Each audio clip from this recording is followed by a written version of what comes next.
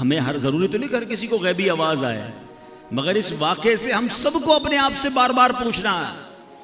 ہم جب موبائل استعمال کرتے ہیں اور جو کچھ دیکھ رہے ہیں تو کاش دل سے یہ سوال آئے الہذا خلقت، کیا میں اس کام کے لیے پیدا کیا گیا ہوں جو میں کر رہا ہوں؟ اپنے آپ سے پوچھیں نا. اسی طرح ہم کچھ پڑھ رہے ہیں، کیا پڑھ رہے ہیں؟ یہ پڑھنے سے فائدہ ہوگا یا رب ناراض ہوگا؟ یہ پڑھنے والی چیز ہے بھی کہ نہیں؟ کاش اپنے آپ سے سوال کرے الہذا خلقت، کیا جو میں کر رہا ہوں اسی لیے مجھے پیدا کیا گیا ہے؟ ہم کہیں جا رہے ہیں، کس طرف جا رہے ہیں؟ نیکی کی طرف یا بری محفل کی طرف؟ شراب کھانے کی طرف، جوا کھانے کی طرف، بے حیائی کی طرف، دوستوں کے ساتھ برے کاموں کی طرف؟ کاش دل سے یہ سوال آ جائے الہذا خلقت، کیا تجھے اس لیے پیدا کیا گیا جس لیے تو جا رہا ہے؟ ایک ایک چیز ہم کاروبار کر رہے ہیں، جو بھی کاروبار کر رہے ہیں اپنے آپ سے پوچھیں کیا مجھے اس لیے پیدا کیا گیا جس انداز سے میں کاروبار کر رہا ہوں؟ ہم غور کر لیں اپنے ہر عمل پر. اے میرے پیارے اسلامی بھائیوں، اگر ایسا نہیں ہے تو پھر ایسا نہ ہو کہ رب عز و جل مجھ سے ناراض ہو جائے، کہیں میں اپنی زندگی غلط یا فضول کاموں میں تو نہیں گوا رہا ہوں. شاعر لکھتے ہیں کچھ مقصد حیات ضروری ہے دوستوں، کچھ مقصد حیات ضروری ہے دوستوں، کہنا یہ دل کی بات ضروری ہے دوستوں، جو فکر آخرت میں گزاری وہ مکمل، ورنہ تو یہ حیات ادھوری ہے دوستوں. کس کام میں زندگی گزر رہی ہے؟ ایک بات یاد رکھیے، ہم میں سے کوئی یہاں 15 سال، کوئی 20 سال، کوئی 30، کوئی 50، کوئی 60 سال کا بھائی بیٹھا ہے، لیکن غور کیجئے کبھی ہم نے غور کیا، معلوم کرنے کی کوشش کی مجھے دنیا میں بھیجا کیوں گیا ہے؟ ہر چیز کے بنانے کا ایک ریزن ہے نا.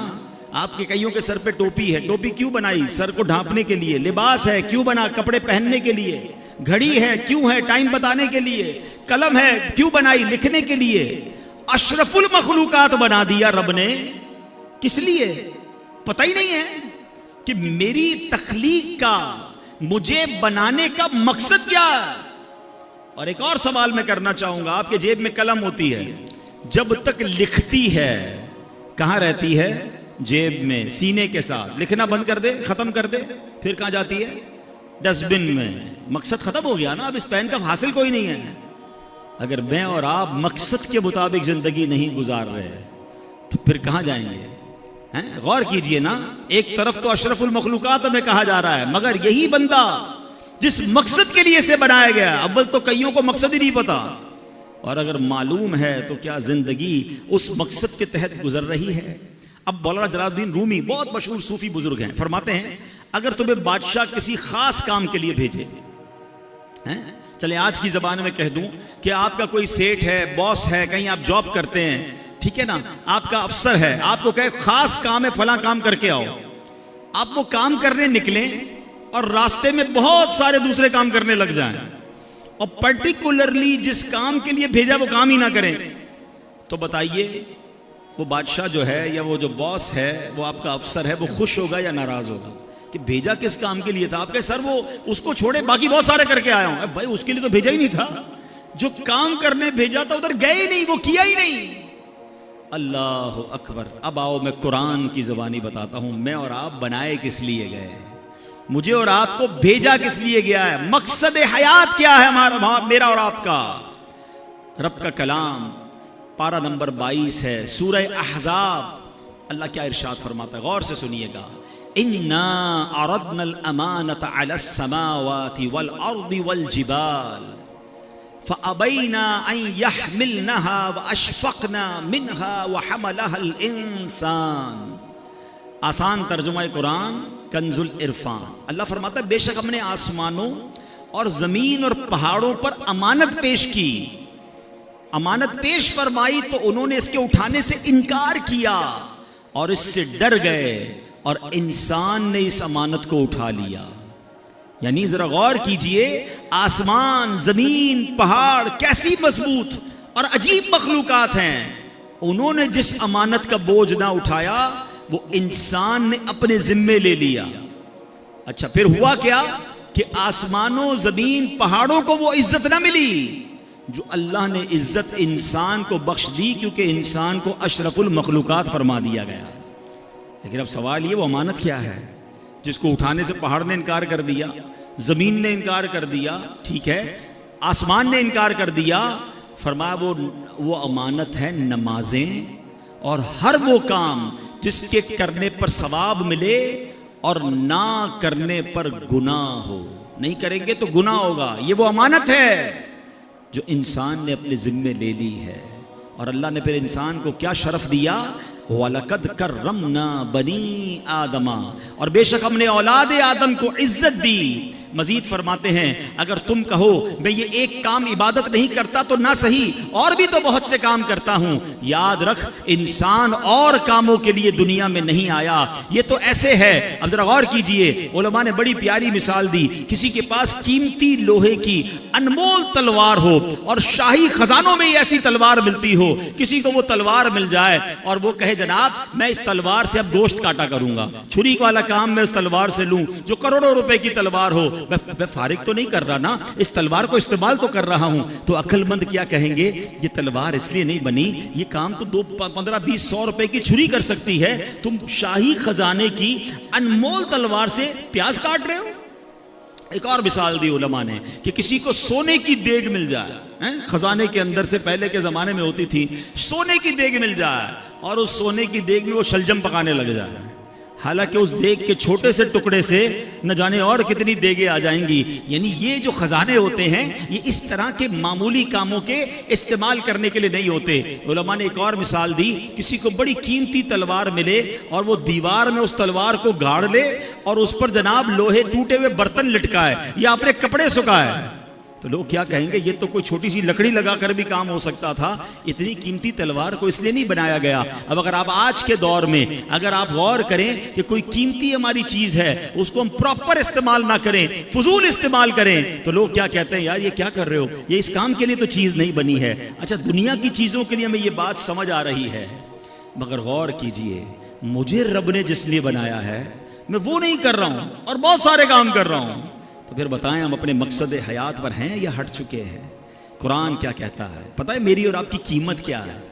آپ کہیں گے یار آپ اتنی قیمتی تلواروں کی اور سونے کی دیگ کی مثال دے رہے ہیں، ہم تو غریب سے لوگ ہیں، ہماری کون سی قیمت ہے؟ آپ کو پتہ ہی نہیں ہماری اور آپ کی قیمت کیا ہے. اس کا قیمت بھی میری اور آپ کی قرآن ارشاد فرماتا ہے. سنو اے انسانوں، اے مسلمانوں، رب نے کیا شاندار تمہاری قیمت فرمائی ہے. اللہ فرماتا ہے ان اللہ اشترى من المؤمنین انفسهم واموالهم بان لهم الجنہ. قرآن کہتا ہے بے شک اللہ نے مسلمانوں سے ان کی جانیں اور ان کے مال اس بدلے میں خرید لیے کہ ان کے لیے جنت ہے. ہمارا سودا ہو چکا ہے، میری جان میرا مال یہ سب میرے رب کا ہے، اور اس کے بدلے کیا ملنا ہے؟ رب نے اس کے بدلے جنت کا مول دینا ہے. اب ہم دیکھیں کہ ہمیں کیا خوبصورت مول ملنے والا ہے، مگر ہم کر کیا رہے ہیں؟ ہم کن کاموں میں لگ گئے؟ ہم اللہ کی نافرمانی میں لگ گئے. ایک بڑی مشہور آیت ہے، ہم سب نے کئی بار سنی ہوگی، وَمَا خَلَقْتُ الْجِنَّ وَالْإِنسَ إِلَّا لِيَعْبُدُونَ. اللہ کیا فرماتا ہے؟ میں نے انسان اور جنات کو نہیں بنایا مگر اپنی عبادت کے لیے. یعنی اللہ نے مجھے اور آپ کو اپنی عبادت کے لیے بنایا ہے. اب عبادت چھوڑ کر ساری دنیا کے کام کر رہے ہیں. کئیوں کی نمازیں قضا ہو رہی ہیں، کوئی جناب گناہوں میں پڑا ہوا ہے، کوئی اللہ کی نافرمانی میں پڑا ہوا ہے، رب کی ناراضی والے کاموں میں پڑا ہوا ہے. کیا لوٹنا نہیں ہے؟ کیا اللہ کی بارگاہ میں جانا نہیں ہے؟ خدا را اپنے مقصد حیات سے نہ ہٹیں. یاد رکھیے میرے پیارے اسلام بھائیوں، شاعر لکھتے ہیں فرشتوں سے بہتر ہے انسان بننا، فرشتوں سے بہتر ہے انسان بننا، مگر اس میں لگتی ہے محنت زیادہ. ہاں ایسا نہیں ہے کہ ہر انسان فرشتوں سے بہتر ہے. ہاں یہ بات یاد رکھیے گا. دیکھیں ہمارے اندر انسان میں اور حیوان میں اور فرشتوں میں فرق، ان میں شہوت نہیں ہے. جانوروں میں شہوت ہے، عقل نہیں ہے. انسانوں میں عقل بھی ہے اور شہوت بھی ہے، برے خیالات بھی آتے ہیں. فرمایا جانور صرف اپنی شہوت پوری کرتا ہے اس لیے وہ جانور ہے. فرشتے با عقل ہیں، عبادت کرتے ہیں اس لیے وہ بڑے برتر ہیں.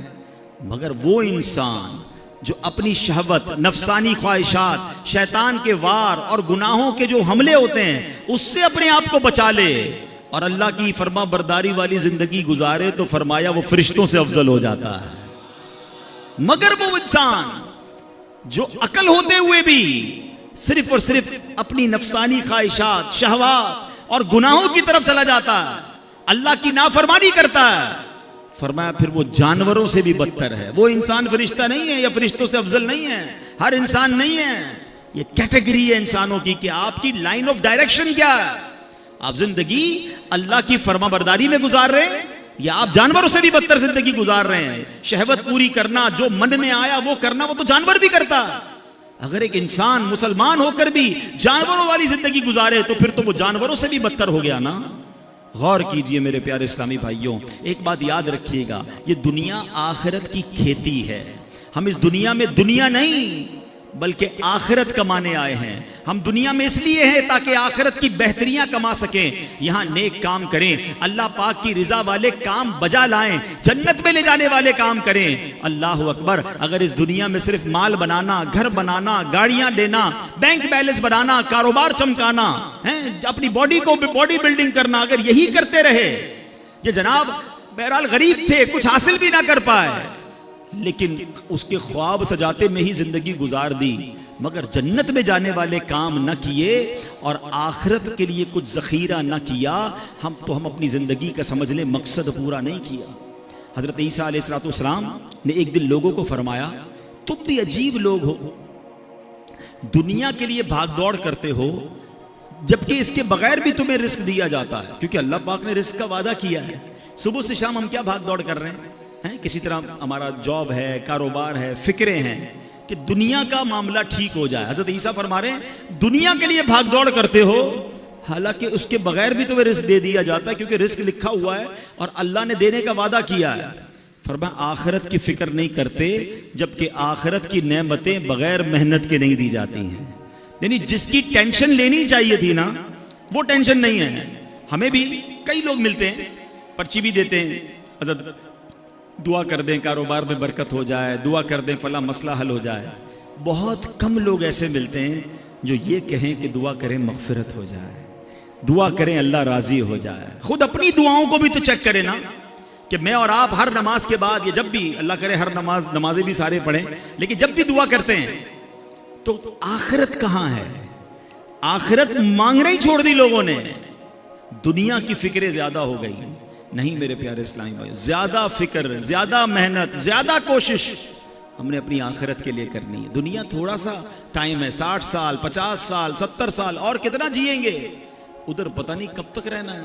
نہ ختم ہونے والی آخرت ہے مگر اس کی لوگوں کو ٹینشن نہیں ہے. اے میرے پیارے اسلامی بھائیوں، کاش ہمیں اپنی جس طرح دنیا کی پلاننگز کرتے ہیں ہم آخرت کی پلاننگ کرنے والے بن جائیں. حضرت سفیان ثوری رحمۃ اللہ تعالی علیہ کمال کا جملہ کہتے ہیں نا بڑوں کی باتیں بھی بڑی ہوتی. ایک جملہ ہے مگر ایسا لگتا ہے کہ پورا فلسفہ بیان کر دیا ہے. وہ کہتے ہیں لوگ سوئے ہوئے ہیں، جب انہیں موت آئے گی تو بیدار ہو جائیں گے. اصل آنکھ پتہ ہے کب کھلے گی؟ مرنے کے بعد.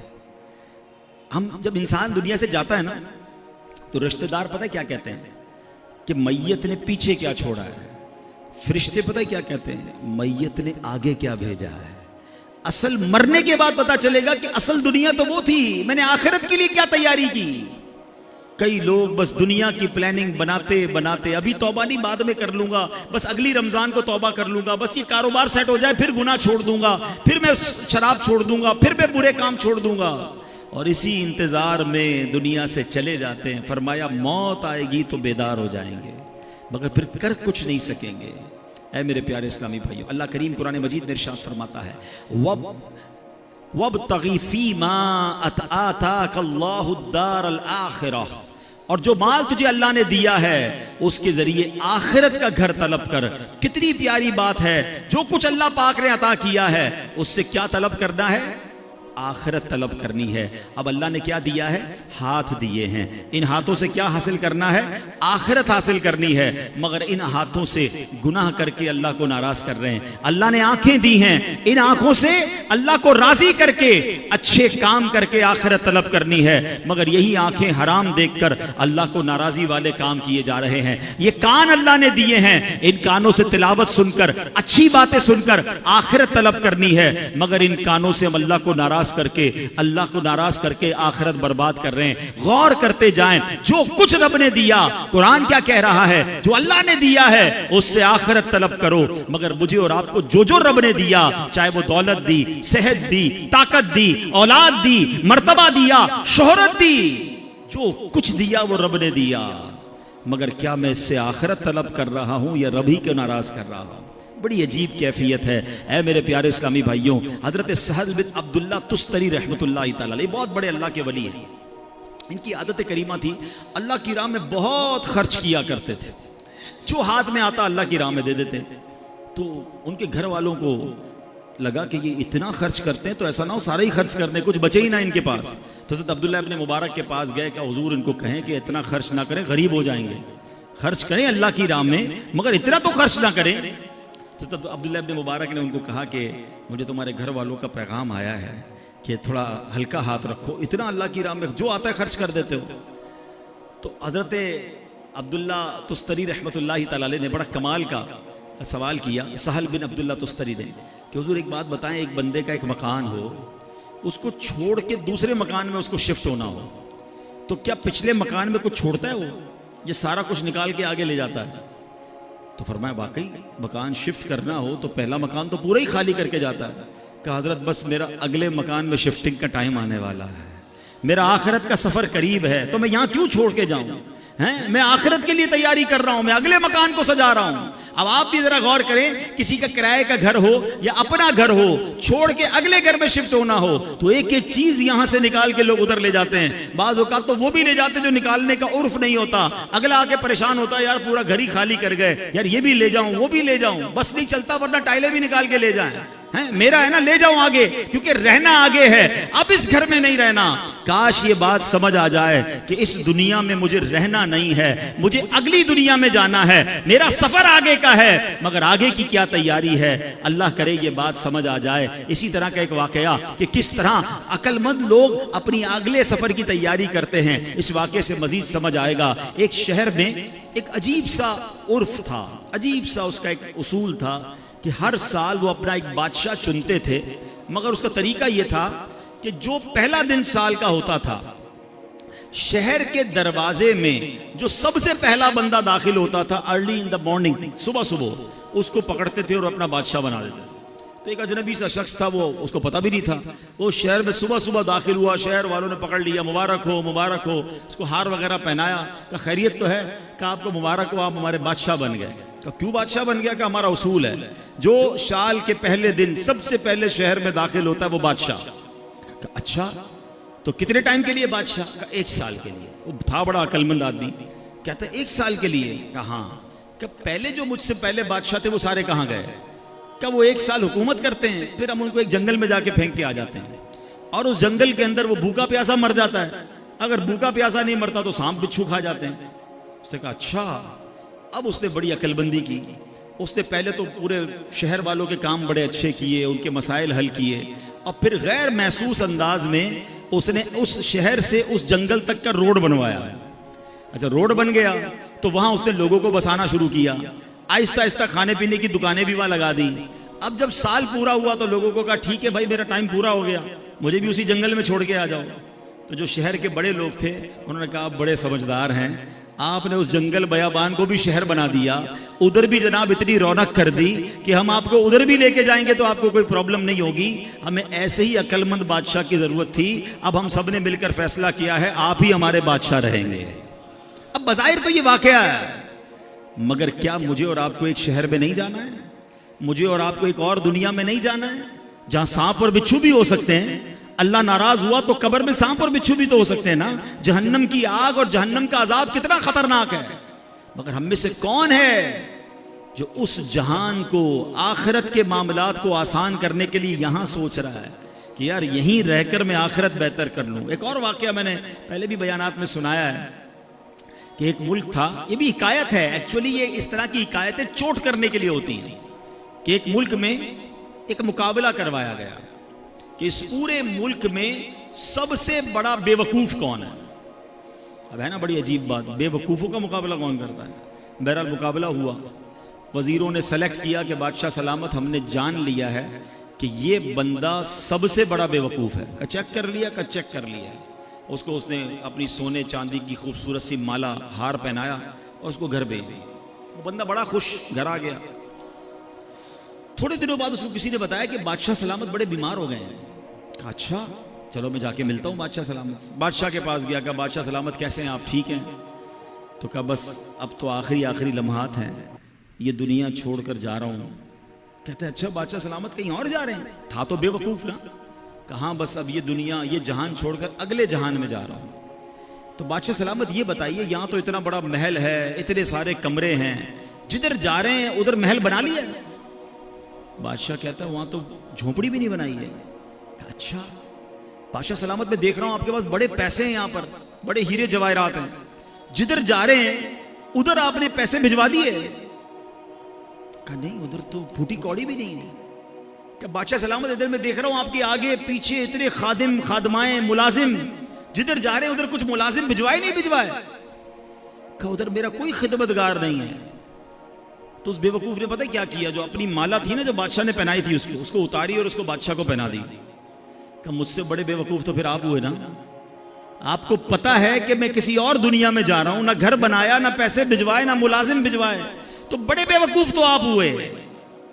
اب صحیح بتاؤ یہ ہم سب کے دلوں کے لیے کیسی چوٹ ہے. ہم سب کا گھر ہے، بے شک چھوٹا ہے بڑا ہے جو بھی ہے، آخرت میں گھر بنایا. ہم سب کے پاس کچھ نہ کچھ یہاں رقم ہے، کچھ پیسے، کچھ صدقہ خیرات کر کے آخرت کا خزانہ جمع کروایا. صرف پیسوں سے نہیں، سجدوں کے ذریعے، تلاوت کے ذریعے، ذکر و اذکار کے ذریعے، اللہ کی رضا کے ذریعے کچھ آگے کی راحتیں جمع کی. نوبڈی کیئر، کوئی بات بھی نہیں کرتا مرنے کے بعد کی.